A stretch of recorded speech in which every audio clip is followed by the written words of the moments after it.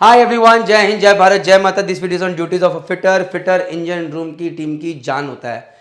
मैं जब जहाज पे जाता हूँ एज अ चीफ इंजीनियर, 3 लोग मेरे लिए बहुत इंपॉर्टेंट होते हैं।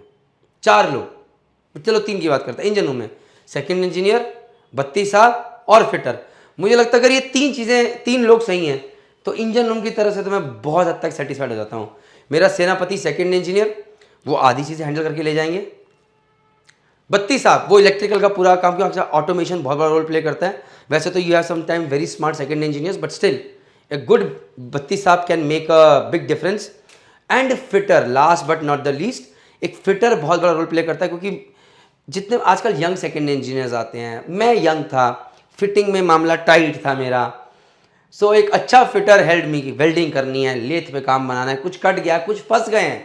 And it happens in my whole life. There been so many instances that I learn so much from experience fitters कि जब मैं अटक गया नहीं होता था, फिटर जी अब क्या करेगा, फिटर जी साहब ये करेगा, करिए सर आपका है। फिर वो चीफर बन जाते हैं और मैं तब खड़ा हो जाता हूँ कि करिए। खैर anyways, there is no harm in saying कि कुछ चीज़ें आपको आती हैं, कुछ चीज़ें नहीं आती हैं। सो फिटर जान है इंजन रूम की। आगे करते हैं। फिटर सीधा सेकंड इंजीनियर के नीचे आते he comes directly under second engineer. Second engineer daily सुबह टूल बॉक्स मीटिंग करते हैं।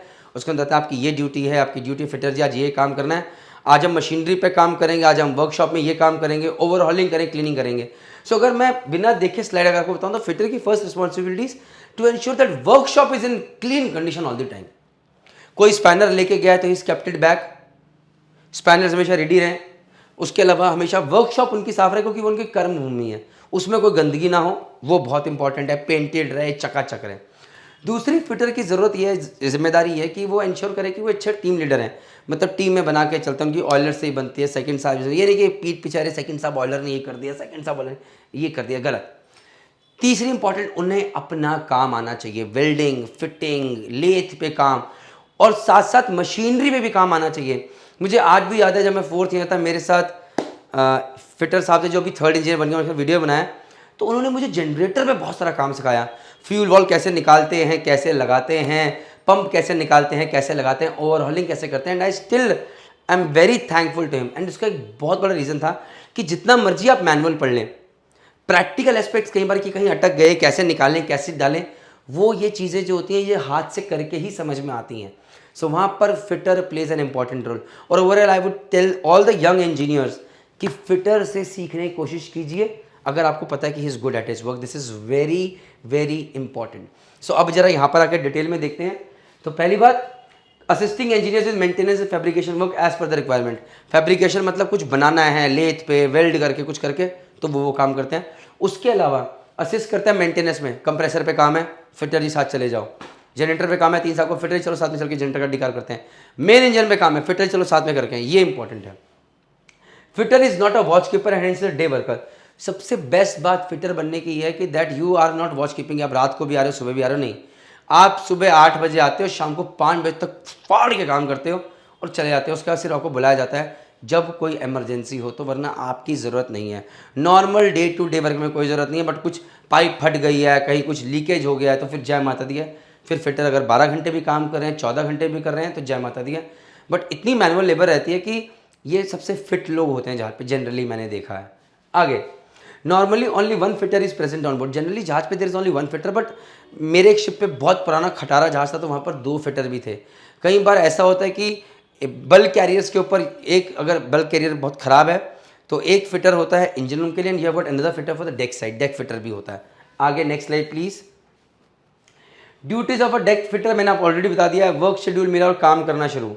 अपकीप में पूरा वर्कशॉप वगैरह साफ रखना, even oxygen acetylene bottles, welding connection, सबका ख्याल रखना that they are in good condition, spick and span conditions. जानने से पहले make sure that the welding and acetylene connection bottles are close, ताकि कहीं कोई आग ना लग जाए। एंश्योर करना कि आपने जहाँ पर भी काम किया था दैट एरिया साफ सफाई के साथ चकाचक, दैट इज़ योर ड्यूटी। उसके अलावा असिस्ट इंजीनियर्स इन मेंटेनेंस। अगर आपने शिप के ऊपर एक बार ये प्रूव कर दिया आपको काम आता है, सेकंड में बोलेगा भाई फिटर बहुत काम का बंदा है, जरूरत है, बहुत बार आपकी बात सुनी जाएगी। Even I have done that all the time when I was second engineer. और मुझे लगा अरे फिटर बहुत अच्छा, मैं बहुत वैल्यू करता था उन फिटर्स की, क्योंकि मुझे पता था कि जहां मैं स्टक हो जाऊंगा, where I will not know, this guy is there to help you. That is very very important. But एक चीज यहां पर ऐड करना चाहूंगा, एंड दैट इज कि सिर्फ बातों के शेर मत बनिएगा। मेरे साथ एक फिटर जी थे जो जब आए उन्होंने बहुत बड़ी बड़ी बातें करी, साहब मैं यहाँ काम किया हूँ, साहब मैं वहाँ काम किया हूँ। मुझे लगा यार फिटर नहीं भगवान आया है कहीं से उतर के। और जब मैंने बोला कि एक ट्रेपेजियम साइज की शीट काटनी थी, ऐसी शीट काटनी थी, एक ऐसी लोहे की शीट काटनी थी वेल्ड, उन्हें साइज़ दिया कि ये साइज़ होगा 23 सेंटीमीटर, ये होगा 23 सेंटीमीटर, ये होगा 40 सेंटीमीटर, ये होगा 60 सेंटीमीटर। उन्होंने 1.5 दिन लगा दी ये शीट नहीं कटी और मुझे समझ में आ गया ये सिर्फ बातों के प्रधान है, इन्हें काम नहीं आता है। अब उससे नुकसान क्या हो आप ये देखिए, उन्हें काम नहीं आता है। उस टाइम तक मुझे एक रहता था कि अगर यार काम नहीं आता है तो कोई बात नहीं, हम मैनेज करेंगे, लेकिन किसी के पेट पे लात नहीं मारेंगे। सो पूरी टीम अब स्ट्रगल करती थी, ऑयलर्स परेशान, मैं परेशान। 6-6, 7-7 बजे तक मैं इंजन रूम में काम कर रहा हूँ, वर्कशॉप में काम कर रहा हूँ। क्यों? क्योंकि एक आदमी की जिम्मेदारी अब सब पे पड़ गई। ऑयलर्स परेशान, कभी कभार बड़ा साहब आके भी लग जाते थे परेशान। और एक चीज़ मैं आपको बताना चाहता हूँ, मैंने रियलाइज़ करा कि हम कोई किसी के पेट पे लात नहीं मारते, इंसान खुद अपने पेट पे लात मारता है। And I realise later in life कि अगर कोई काम में अच्छा नहीं है वो पूरे सिस्टम को खराब कर रहा है, क्योंकि अब उसकी जिम्मेदारी जहाज पे कोई और करेगा। आपको अपने काम में अच्छा ना जरूरी है। एंड अब अगर मेरे को ऐसा वो फिटर दोबारा मिलते तो मैं उनको जहाज से उतार देता, क्योंकि मुझे पता था कि आज मैं दूसरे जगह पे आएगा तो वहाँ भी ऐसा करेगा और ऐसे लोग परेशान होते चले जाएंगे। तो प्लीज़ अच्छी टीम बनाइए, अच्छे लोगों के साथ जुड़िए, बट ये मत सोचिए कि आप किसी के पेट पे लात मार रहे हैं अनलेस अनटिल। हाँ, एक और चीज़, अगर किसी को काम नहीं आता है लेकिन वो काम सीखना चाहता है तो सिखाइए, क्योंकि वहाँ पर हार्ड मेहनती है, लगा पड़ा है, तो सिखाइए। पसीने में लेके कहना नहीं सब मैं करूँगा, सिखाइए। लेकिन अगर कोई शाना बनने की कोशिश करे, अरे अपना काम बनता भाड़ में जानता, कर रहा है ना, हो रहा है ना, डोंट टॉलरेट दैट। सो मैं ये वीडियो बनाते बताते को बता रहा हूँ कि एक फिटर होने के नाते प्लीज़ अच्छा काम सीखिए, टीम में रह के अच्छा काम कीजिए, बहुत ज़रूरी है। मूरिंग एंड नॉन बोरिंग अब एक नई चीज़ निकल के आई है, जहाँ पर when you go on ship, तो अभी डेक पे लोग कम हो गए, तो जब मूरिंग एंड मोरिंग, जब शिप को पोर्ट के नज़दीक लाया जाता है, रस्सी बांधी जाती है, तो उस टाइम पे कई बार फिटर को या ऑयलर को बोला जाता है कि जाओ डेक पे जाके थोड़ा एक आदमी हेल्प कर दो मूरिंग विंच चलाने में। Copied guys. Salary of fitter varies between $1200 to $1500 per month, but मैंने कुछ जहाज़ों पे फिटर्स को $2000 $2020 पर मंथ भी लेके दे देखा है। And I have seen one fitter in my life, जब मैं सीयरलैंड शिपिंग कंपनी में था, वो फिटर इतना अच्छा था कि वो सुपरिटेंडेंट का फेवरेट बन गया था। And he was getting a salary of $6000 per month, और वो सिर्फ जाके ड्राई डॉक पे काम करते थे। He was so good. तो आपके काम की वैल्यू है, अगर आप अच्छे हैं तो फिर जय माता दी है। With this all I can say, I hope आपको ये वीडियो अच्छा लगा और कुछ सीखने को मिला होगा।